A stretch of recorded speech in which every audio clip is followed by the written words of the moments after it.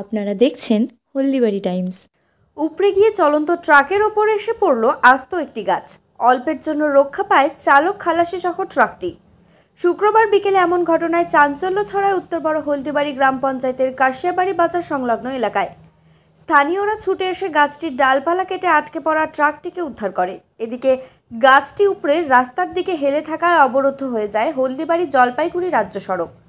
এতেই বিপাকে পড়ে ওই রুটের যানবাহন সহ পথ চলতি মানুষজন।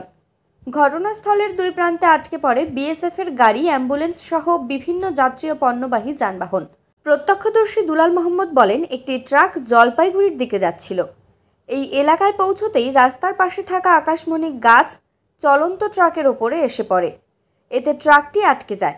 স্থানীয়রা ছুটে এসে গাছটির ডালপালা কেটে ট্রাকটিকে উদ্ধার করে।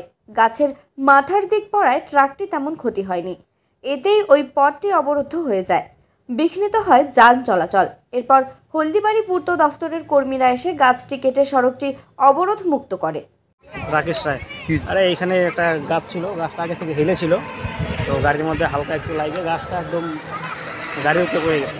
তো ওটাই এখন আমরা কাজে এটা দিয়ে দিলাম, সাইডে তারা চলে গেছে। এখন আর একটা গাড়ি লাগে, গাছটা একদম নিচে নেমে গেছে। এখন তো রাস্তা একদম বন্ধ।